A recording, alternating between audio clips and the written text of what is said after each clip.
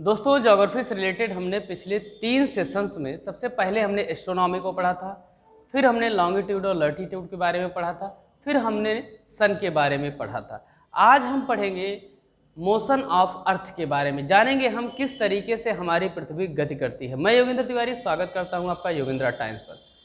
चलिए दोस्तों शुरू करते हैं आज के सेशन को। हम जानेंगे कि बेसिकली पृथ्वी किन किन तरीकों से गति करती है और उन गतियों का पृथ्वी के जीवन पर, या यूँ कहें कि पृथ्वी पर जो जीवन है उन जीवों पर क्या प्रभाव पड़ता है। विस्तृत रूप से हम चर्चा करेंगे। ये भी जानेंगे कि दिन और रात क्यों होते हैं, ये ऋतुएं क्यों बदलती हैं। तो इन सब जानकारियों के लिए बने रहिएगा अंत तक हमारे साथ। आइए शुरू करते हैं आज का सेशन। दोस्तों सबसे पहले हम बताते चले आपको कि पृथ्वी 2 प्रकार से गतियां करती है। एक तो अपने एक्सिस के थ्रू और दूसरा सूर्य के चारों तरफ। देखिए पृथ्वी की गति को आप ऐसे समझ सकते हैं कि मान लीजिए कि एक लट्टू एक स्थान पर नाच रहा है। आपने देखा होगा कि लट्टू जब नाचता है एक स्थान पर तो नाचने के साथ साथ एक स्थान पर खड़े होने के साथ साथ वो डिस्टेंस भी कवर करता है, दूर तक जाता भी है। तो ठीक इसी तरीके से पृथ्वी हमारी नाच रही है, परंतु है क्या कि लट्टू वाला मामला हो गया है पुराना। लट्टू वाला उदाहरण सुनते सुनते हम लोग ऊब चुके हैं। इसलिए हम इसको ऐसे कर सकते हैं कि जैसे आपने महाभारत इस समय देखी कि कोरोना काल में चलवाया मोदी जी ने कि बच्चे देखें, ठीक, तो बच्चे भी देखे, बड़े भी देखे, बूढ़े भी देखे, ठीक। तो हुआ क्या, आपने देखा होगा कि भगवान श्री कृष्ण अपने सुदर्शन को जब छोड़ते हैं तो नाचते हुए जाता है ना। ठीक उसी तरीके से जैसे सुदर्शन नाचते हुए जा रहा है और अपने शत्रु के गले के चारों तरफ घूमता है ना, उसके बाद गला काटता है, ठीक उसी तरीके से पृथ्वी नाचते हुए सूर्य के चारों तरफ घूम रही है। ठीक, तो एक तो अपने जो नाच रही है वो, उसको क्या कहते हैं, घूर्णन बोलते हैं। क्या बोलते हैं दोस्तों, घूर्णन। घूर्णन को इंग्लिश में कहते हैं रोटेशन। इसको ध्यान में रखिएगा, इंग्लिश यहाँ पे बहुत ज़्यादा जरूरी है। ठीक, और दूसरा जो सूर्य के चारों तरफ घूमी वो, उसे क्या बोलते हैं, परिक्रमण। इसकी इंग्लिश होती है दोस्तों रिवोल्यूशन। तो ये 2 प्रकार की गतियां हैं। अब हम जानेंगे कि इन गतियों के अन्य नाम क्या हैं, ये गतियां कितने घंटों में, कितने दिनों में कंप्लीट होती हैं और इन गतियों का प्रभाव क्या पड़ता है पृथ्वी पर। ठीक है दोस्तों, तो आइए शुरू करते हैं। सबसे पहले हम जानेंगे घूर्णन गति के बारे में। देखिएगा कि घूर्णन गति के बारे में सबसे बड़ी बात यह है कि घूर्णन गति पृथ्वी अपने अक्ष पर करती है। तो सबसे पहले हमें जानना ये जरूरी है कि पृथ्वी का अक्ष क्या होता है। अब हम इसको जानेंगे ग्लोब के माध्यम से। देखिएगा ये आपका ग्लोब है, ये ग्लोब है आपका। हम देखते हैं और ये जानते हैं कि पृथ्वी क्या है, पश्चिम से पूर्व दिशा में गति करती रहती है, ऐसे गति कर रही है पृथ्वी। ठीक है, एक तो ये है कि ये अब इसमें है क्या, चूंकि कृत्रिम रूप से बनाया गया तो इसमें एक रॉड लगा दी गई है, ये नीचे से पूरा अंदर से, जिसके सहारे पृथ्वी नाच रही है। परंतु पृथ्वी जो प्राकृतिक ग्रह है वो क्या है, किसी बिना रॉड के सहारे वो झुका हुआ है। कितना झुका हुआ है अपने एक्सिस के सहारे, 23.5 डिग्री। ठीक है, 23.5 डिग्री झुका हुआ है। अब क्या है, ये पश्चिम से पूरब इस तरीके से गति करती रहती है। साथ ही साथ सूर्य के भी चारों तरफ, एक तो ऐसे नाचेगी, दूसरा सूर्य के चारों तरफ भी चलती रहेगी। ठीक है, ऐसे ऐसे ऐसे ऐसे, ठीक, और ये लगातार नाचती रहेगी। ठीक, अब होगा क्या, मान लीजिए यहाँ पर सूर्य है। ठीक, तो पृथ्वी का जो भाग सूर्य के सामने रहेगा वहाँ पे दिन रहेगा। ठीक, जैसे ये सूर्य है, अब सूर्य के सामने ये इतना पार्ट है तो यहाँ पर दिन रहेगा, परंतु इसके जो पीछे वाला हिस्सा है वो पार्ट तो है नहीं सूर्य के सामने, तो यहाँ पे क्या होगी, यहाँ पे रात होगी। ठीक, अर्थात आपसे अगर प्रश्न करता है घूर्णन से क्या इम्पैक्ट पड़ता है, तो घूर्णन से पृथ्वी पर दिन और रात होती है। अब है क्या, पृथ्वी को एक घूर्णन कंप्लीट करने में लगभग 24 घंटे लगते हैं, 23 घंटे 56 मिनट के आसपास का समय लगता है। ठीक है, अब हम ये समझेंगे आखिर जब पृथ्वी गति कर रही है तो हमें आभास क्यों नहीं होता। ठीक, वो इसलिए हमें आभास नहीं होता क्योंकि पृथ्वी दोनों गतियां, रोटेशन और रिवोल्यूशन, रोटेशन और रिवोल्यूशन दोस्तों ये दोनों एक साथ करती है।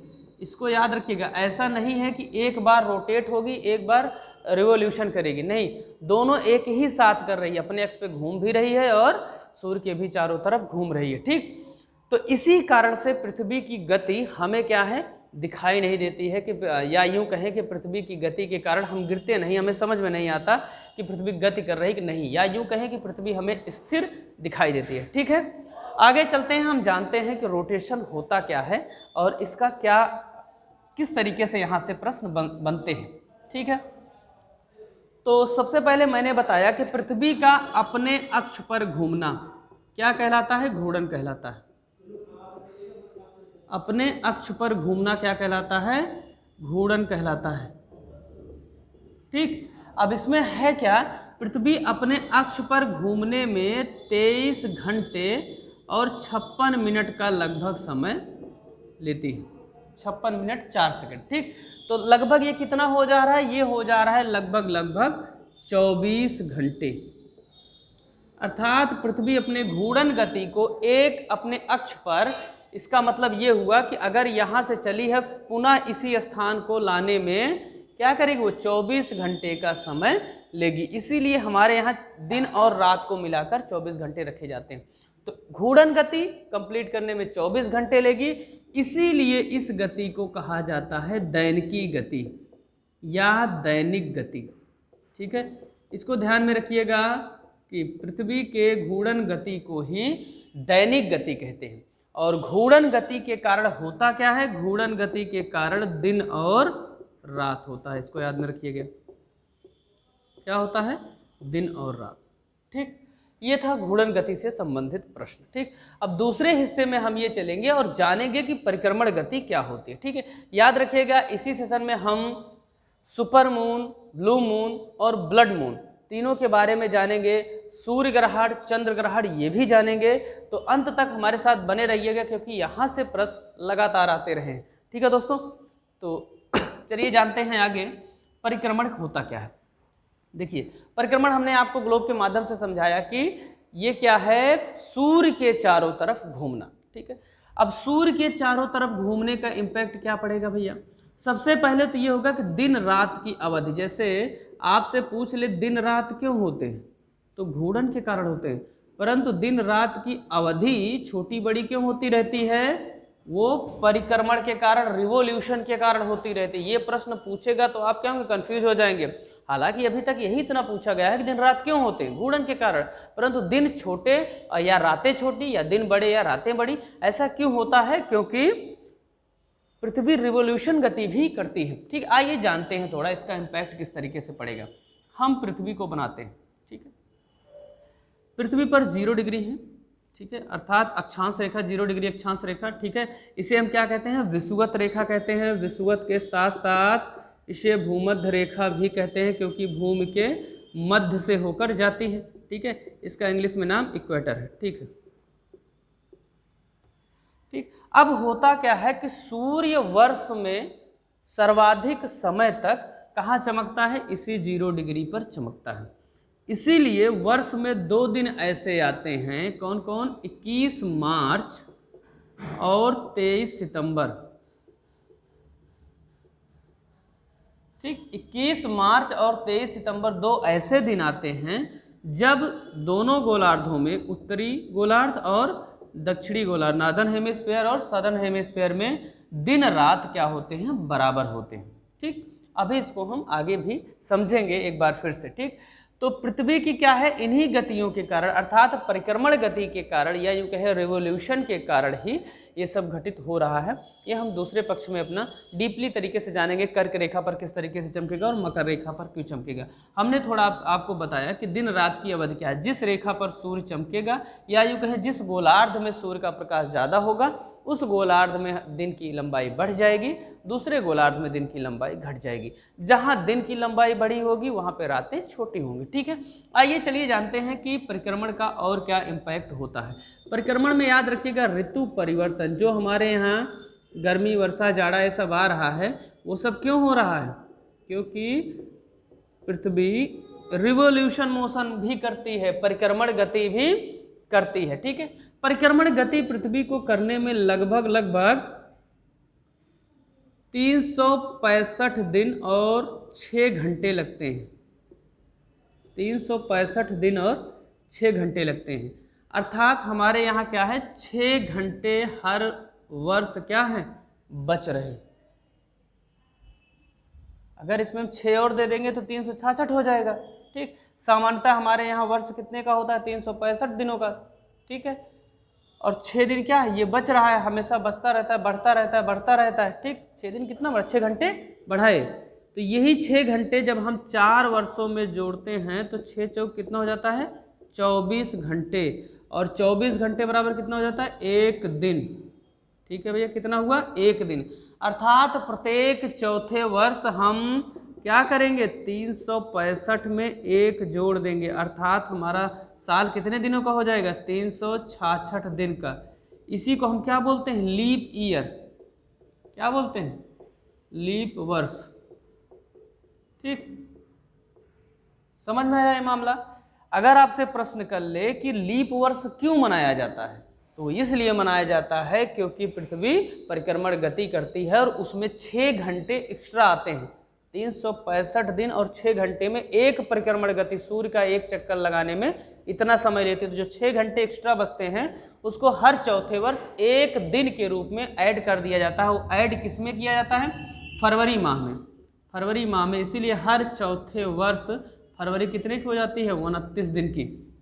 ठीक, ये मामला समझ में आया। इसीलिए चूंकि लगभग 1 वर्ष इसको लग रहा है, इसीलिए परिक्रमण गति को क्या बोलते हैं, वार्षिक गति। इसको ध्यान में रखिएगा, वार्षिक गति बोलते हैं। ठीक है भैया, तो आपसे यहाँ से अगर प्रश्न बनेगा तो हमें आशा है कि आप अच्छे से उसको सॉल्व कर पाएंगे। अब हम दूसरे इसके सेशन में चलते हैं और मोशन ऑफ अर्थ का इम्पैक्ट देखते हैं, क्या प्रभाव पड़ता है अन्य स्थितियों के मद्देनजर। ठीक है, जैसे कॉपरनिकस ने क्या बताया कि पृथ्वी सूर्य के चारों तरफ घूमती है। ठीक है, चारों तरफ घुमा देते हैं। ठीक, अब इसमें है क्या कि 21 मार्च को ऐसी कंडीशन आती है और 23 सितंबर को, कब भैया, 23 सितंबर को ऐसी कंडीशन आती है कि सूर्य पृथ्वी पर बीचों बीच चमकता है। अर्थात अगर ये सन है, अगर हम अर्थ को ऐसे ले ले तो क्या होगा, बीच वाले पार्ट पर एकदम पड़ेगा लाइट। इसकी कहाँ पड़ेगी, एकदम बीचों बीच। ठीक, जब बीचों बीच लाइट पड़ेगी तो क्या होगा, दोनों गोलार्धों में दिन और रात बराबर होंगे। अर्थात आपसे अगर पूछ ले कि दिन और रात कब बराबर होंगे, तो दिन और रात 21 मार्च और 23 सितंबर के दिन बराबर होंगे। ठीक है, पृथ्वी कैसे गति करती है, एंटी क्लॉक। ठीक है, और शुक्र और अरुण 2 ऐसे ग्रह हैं जो क्लॉकवाइज गति करते हैं पूरे सोलर सिस्टम में, बाकी सारे लोग क्या है। ठीक है, अब देखिए है क्या, ये 2 डेट ऐसी हो गई जब क्या है, दिन और रात बराबर होंगे, इसीलिए इसको क्या बोलते हैं, विषुव की कंडीशन बोलते हैं। क्या बोलते हैं, विषुव। विषुव का आशय ही होता है दिन और रात का बराबर होना, और दिन और रात का बराबर होने के कारण ही इस रेखा को क्या बोलते हैं, विषुवत रेखा। इसको ध्यान में रखिएगा, क्या बोलते हैं, विषुवत रेखा। अब देखिए एक डेट और ऐसी आती है 21 जून और 22 दिसंबर।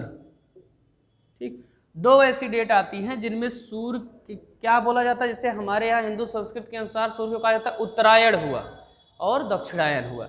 तो उत्तरायण का मतलब यह है कि सूर्य किस पे चमकेगा, कर्क रेखा पर चमकेगा। कर्क रेखा क्या होती है, 23.5 डिग्री उत्तरी अक्षांश को ही क्या बोलते हैं, कर्क रेखा बोलते हैं। ठीक, जबकि 22 दिसंबर क्या होगा, मकर रेखा पर चमकेगा, अर्थात 23.5 डिग्री दक्षिणी अक्षांश। ठीक है, इसको दिमाग में रखिएगा। तो जब 21 जून को कर्क रेखा पर सूर्य चमकता है तो उत्तरी गोलार्ध में क्या होता है, सबसे बड़ा दिन, सबसे बड़ा दिन होता है। दिन की लंबाई उस समय क्या, आप देखेंगे हमारे यहाँ गर्मियों में जून के महीने में क्या बड़े बड़े दिन होते हैं, लोग 2-2 बजे से 4-4 बजे तक सोते हैं। क्यों, क्योंकि शाम 7 बजे तक उजाला रहता है, फिर वो काम करते हैं ना। इसका मतलब क्या हुआ, दिन बड़ा हो रहा है तो रातें छोटी होंगी 21 जून को हमारे यहाँ।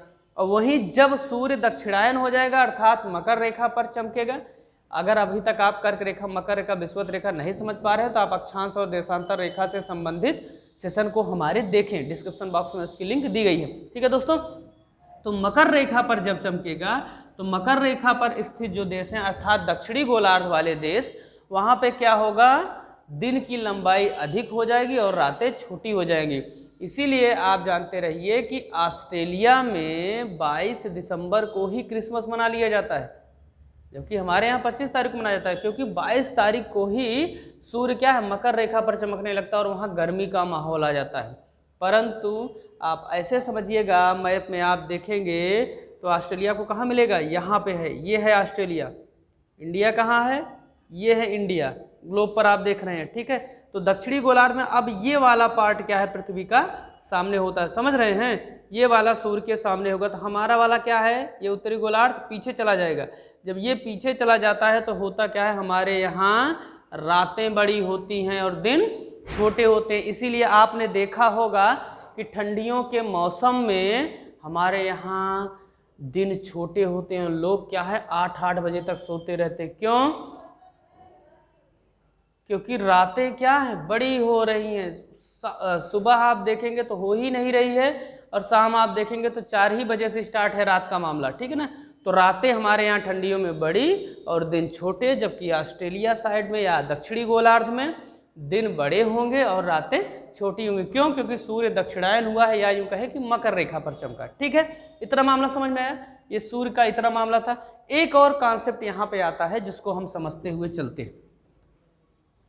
ठीक है, मामला ये है कि सूर्य ग्रहण क्या होता है। ठीक, सूर्य ग्रहण से पहले हम ये समझते हैं कि एक ऐसी डेट आती है पृथ्वी और सूर्य के मध्य जब सूर्य क्या है, पृथ्वी के सबसे करीब होता है। ठीक, ये अर्थ है, सन है। ठीक है, देखिए एक समय ऐसा आता है जब पृथ्वी और सूर्य की दूरी सबसे कम होती है, और एक डेट ऐसी आती है वर्ष में जब पृथ्वी और सूर्य की दूरी सबसे अधिक आती है। ये डेट आपसे कई बार पूछा है, 3 जनवरी। 3 जनवरी वह स्थिति होती है जब सूर्य पृथ्वी के सबसे करीब होता है। इस समय लगभग 14.78 करोड़ किलोमीटर की डिस्टेंस होती है सूर्य और पृथ्वी के बीच में, जबकि वही जो मैक्सिमम डिस्टेंस होती है आप देखेंगे 158, अलग अलग देते हैं आप, इतना नॉर्मली याद रखिएगा, करोड़ किलोमीटर के आसपास होती है। ठीक, 10 का लगभग डिफरेंस आता है। ठीक, 10 करोड़ का। ठीक है, क्या कि 3 जनवरी को पृथ्वी सूर्य के सबसे करीब होती है, इसीलिए इसको क्या बोलते हैं, उपसौर की स्थिति बोलते हैं। उपसौर, इसकी इंग्लिश होती है पेरीहेलियन। ठीक है, उपसौर को इंग्लिश में क्या बोलते हैं, पेरीहेलियन। ठीक, क्या बोलते हैं, पेरीहेलियन। अब ये पूछ सकता है आपको, उपसौर की जगह पेरीहेलियन दे दे। ठीक है, 3 जनवरी को क्या होगा, सूर्य पृथ्वी के सबसे करीब हो, या यूं कहें कि पृथ्वी सूर्य के सबसे करीब होगी। ऐसी स्थिति में होगा क्या कि सूर्य को ज़्यादा मात्रा में प्रकाश पृथ्वी को देना पड़ेगा, अर्थात पृथ्वी पर ज़्यादा मात्रा में ऊर्जा प्राप्त होगी। ठीक, तो होता क्या है, हमने बताया पहले ही कि 22 दिसंबर को मकर रेखा पर सूर्य चमकने लगता है। ठीक, अर्थात दक्षिणी गोलार्ध में प्रकाश बहुत ज़्यादा मिलता है दिसंबर के महीने में, वहाँ ठंडी खत्म हो जाती है। परंतु चूंकि हम उत्तरी गोलार्ध में स्थित है तो हमारे यहाँ ठंडी बनी रहती है। ठीक है भैया, और वही क्या होता है कि 4 जुलाई को 4 जुलाई को वह स्थिति आती है जब सूर्य पृथ्वी से सबसे अधिक दूरी पर होता है, और इस स्थिति में पृथ्वी को कम प्रकाश मिल पाता है। परंतु अगर आप देखिएगा तो दिसंबर में ये मामला हुआ है, दिसंबर से आप जनवरी, फरवरी, मार्च, हम देखते हैं कि 21 जून को क्या होता है, पृथ्वी के उत्तरी गोलार्ध पर अर्थात विषुवत रेखा के उत्तरी साइड पर क्या होता है, सूर्य चमक रहा होता है। या जैसे हमने डेट बताई कि 21 जून को पृथ्वी की कर्क रेखा पर सूर्य चमकता है। ठीक, तो कर्क रेखा पर चमकता रहता है, 3 महीने तक चमकता है। तो हमारे यहाँ क्या है, इसीलिए थोड़ी कम गर्मी पड़ती है, नहीं तो अगर डिस्टेंस और पास होती तो हमारे यहाँ क्या है, गर्मी और ज़्यादा होती। ठीक है, तो ये 2 चीज़ें थी कि सूर्य कब सबसे पास होता है और कब सबसे दूर होता है। जब सबसे दूर होता है तो इसे अपसौर बोला जाता है, इसको ध्यान में रखिएगा। अपसौर मतलब एपीहीलियन, ठीक है, एपीहीलियन। ये उपसौर है, ये अपसौर है। तो उपसौर की स्थिति में सूर्य को सर्वाधिक प्रकाश मिलेगा, जबकि अपसौर की स्थिति में सूर्य को सबसे कम प्रकाश मिलेगा। आगे हम जानते हैं सूर्य ग्रहण और चंद्र ग्रहण क्या होता है।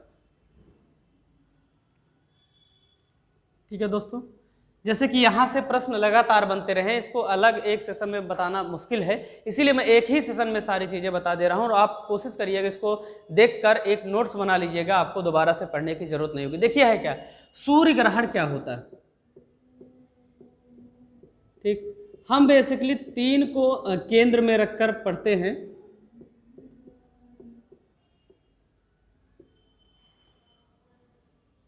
सन को रखेंगे, अर्थ को रखेंगे और मून को रखेंगे। देखिए सूर्य ग्रहण में क्या होता है, सूर्य ग्रहण का मतलब हुआ कि हमें सूर्य न दिखाई दे। क्या हो जाए, हमें सूर्य न दिखाई दे।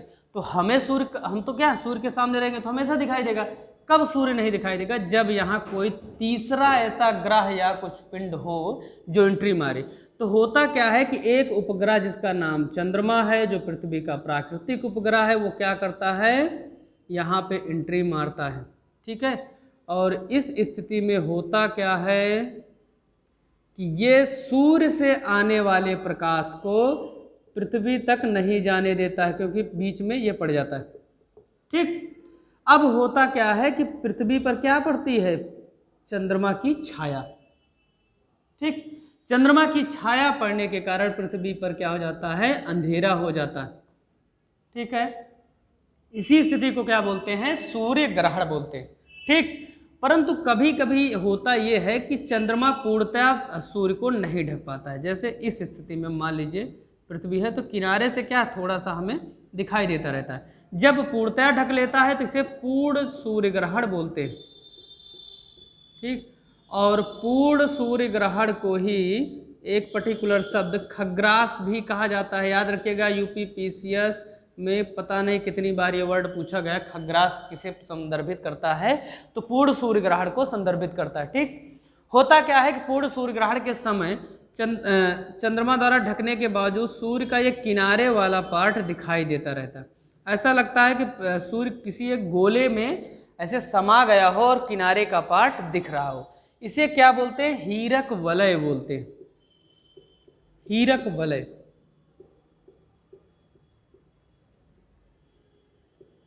या इसे क्रीक भी बोलते हैं, इसे याद रखिएगा, क्रीक भी बोला जाता है।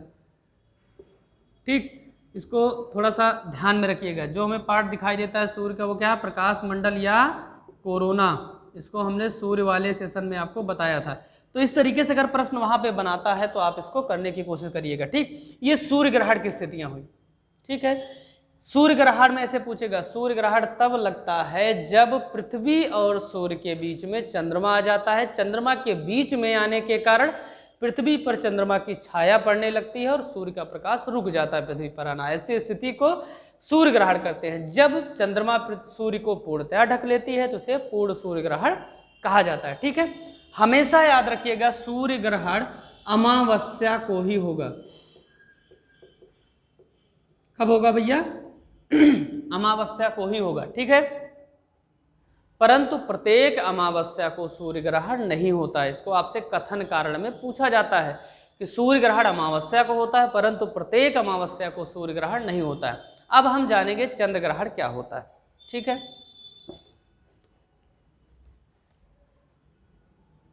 चंद्र ग्रहण के बारे में जानें, क्योंकि यहां से प्रश्न सारे ये सब पूछे गए, मैं जितने भी आपको बता रहा हूं। ठीक है, चंद्र ग्रहण में क्या होता है दोस्तों, जैसे ऐसे आप समझिए, एक बार कौन आया था, चंद्रमा आया था पृथ्वी के बीच में। तो अब की कौन होता है, आपकी सूर्य वही है, ये चंद्रमा है, मून। ठीक है, ठीक, अब क्या होगा, इनके बीच में पृथ्वी आ जाएगी। कौन आएगा, पृथ्वी। और पृथ्वी सूर्य को पूर्णतया, सूर्य के प्रकाश को चंद्रमा पे जाने से रोक लेता है। ठीक, अब क्या हो जाएगा, इसी को क्या बोलेंगे, चंद्र ग्रहण। क्यों, क्योंकि किस पे ग्रहण लग गया है, अब चंद्रमा तक प्रकाश नहीं जाएगा। याद रखिएगा, थोड़ा सा समझने की कोशिश करिएगा। पहले वाले में पृथ्वी के बीच में चंद्रमा चला आता, इसलिए पृथ्वी को प्रकाश नहीं प्राप्त हो पाता। दूसरे वाले में चंद्रमा और सूर्य के बीच में पृथ्वी चली जाती, इसलिए चंद्रमा को प्रकाश नहीं प्राप्त हो पाता। ठीक है, इस स्थिति को क्या बोलते हैं? चंद्र ग्रहण। चंद्र ग्रहण हमेशा पूर्णिमा के ही दिन लगेगा। पूर्णिमा मतलब उजाले वाली रात। ठीक है, पूर्णिमा के ही दिन क्या होगा? चंद्र ग्रहण लगेगा, परंतु प्रत्येक पूर्णिमा को चंद्र ग्रहण नहीं लगेगा। ठीक, समझ में आ रहा है ये मामला? अब यहाँ पे पर्टिकुलर कुछ शब्द आते हैं, जैसे सुपर मून। क्या आता है? Super moon. एक शब्द और आता है ब्लू मून। एक शब्द और आता है ब्लड मून।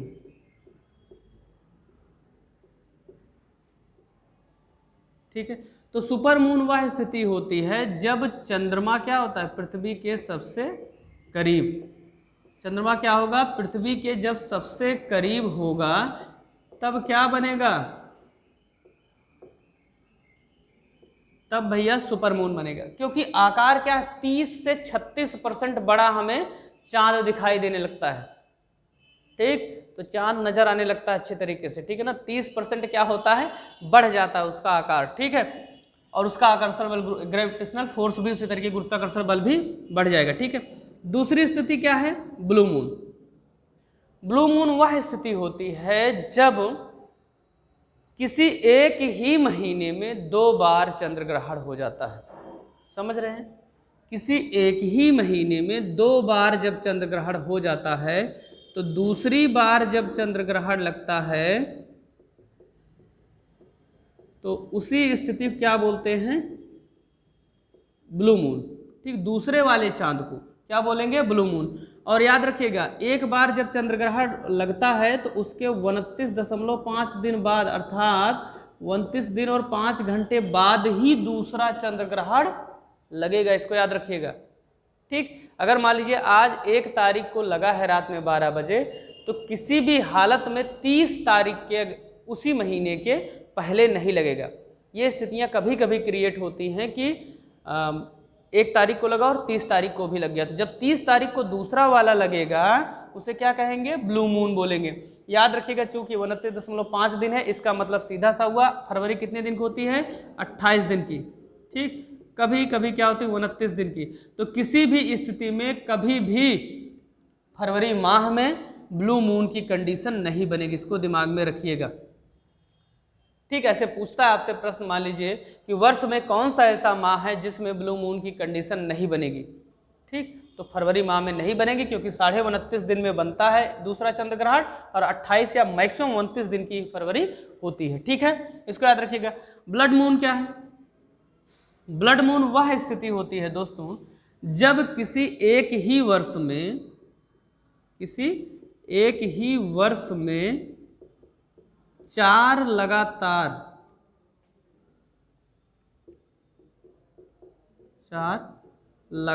क्या हो जाए? पूर्ण चंद्र ग्रहण हो जाए। 4 बार क्या हो जाए? वर्ष में लगातार पूर्ण चंद्र ग्रहण हो जाए। इसको याद रखिएगा। 4 चंद्र ग्रहण तो ऐसा है नहीं कि एक ही महीने में हो जाएगा, क्योंकि एक बार चंद्र ग्रहण होने में कितना टाइम लगता है? 29.5 दिन। ठीक, तो 4 बार तो संभव है नहीं, इसीलिए वर्ष में लगातार, चाहे फरवरी में मान लीजिए लास्ट में एक लगा, फिर मार्च में लग जाए शुरू में। ठीक है, जब भी लगे वो। ठीक है, 29 दिन के 29.5 दिन के गैप पे, फिर मार्च, फिर अप्रैल, जैसे लगता है वो 4 बार लगातार लग जाए तो उसे क्या बोलेंगे? ब्लड मून बोलेंगे। और जिस वर्ष में ऐसा होगा उसे ब्लड मून ईयर बोलते हैं, इसको ध्यान में रखिएगा। ठीक है, तो ये क्या थे? ब्लड मून, ब्लू मून और सुपर मून से संबंधित तथ्य और कथ्य थे जो एग्जाम में आपसे पूछे जाते रहे हैं। अब यही सब क्या है? प्रभावित करेंगे हमें। आगे के सेशंस में हम जानेंगे किस तरीके से ज्वार और भाटे को प्रभावित करते हैं और पृथ्वी पर जल राशियों को चलाने में, उनको मोशन प्रदान करने में ये उपयोग किए जाते हैं। तो बने रहिएगा अंत तक हमारे साथ। बहुत बहुत धन्यवाद। नमस्कार।